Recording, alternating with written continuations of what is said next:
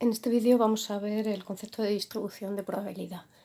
Recuerdo que las variables aleatorias cuantitativas se podían dividir en discretas, si solo tomaba unos pocos valores, y continuas si tomaba todos los valores en un intervalo. Vamos a empezar viendo qué es la distribución de probabilidad de una variable aleatoria discreta. Imagina que os habéis leído ese archivo. Vamos a explicar qué significa eso de la distribución de probabilidad discreta. Para ello vamos a verlo con un ejemplo concreto.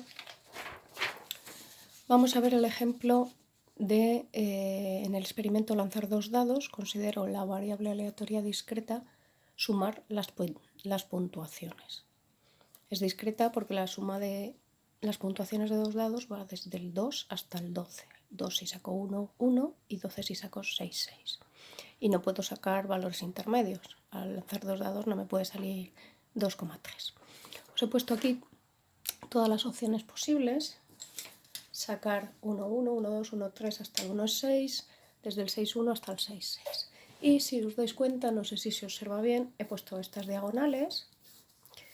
En las diagonales las he unido así porque todos los elementos de la misma diagonal suman lo mismo.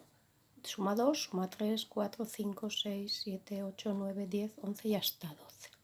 Entonces, ¿qué es la función de probabilidad? La función de probabilidad es aquella que asocia a cada valor la probabilidad. Es decir, la imagen de 2 es cuál es la probabilidad de que la suma de puntuaciones sea 2. Un caso favorable de los 36 posibles. ¿Cuál es la probabilidad de que, la función de probabilidad del 3? Sería la probabilidad de obtener 3 puntos al lanzar dos dados. Hay dos casos favorables entre 36 posibles.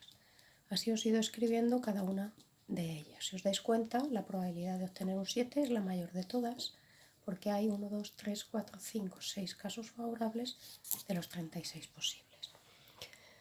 Observando, todas estas probabilidades son mayores que 0, y si las sumáis, un 36avo más 2 36avos más 3 36avos, las vais sumando todas, al final nos sale 36 partido de 36, es decir, 1. Esta es la definición de función de probabilidad. Todas son positivas y su suma es 1. ¿Qué significa la función de distribución? Pues la función de distribución simplemente lo que hace es calcular la probabilidad de que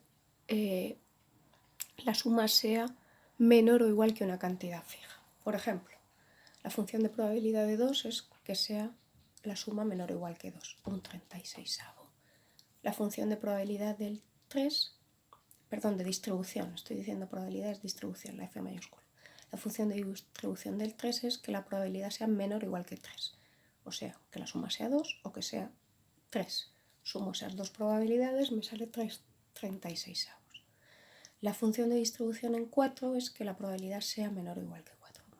La de que sea 2, la suma sea 3, sea 4. Sumo esas tres valores, me sale 6 36avos.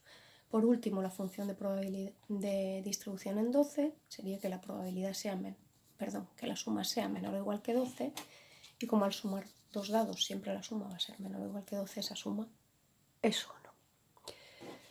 Ahora vamos a ver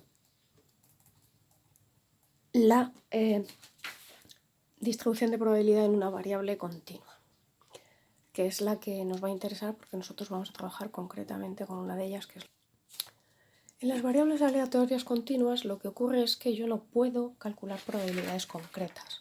Por ejemplo, imaginaros que estoy hablando de el tiempo que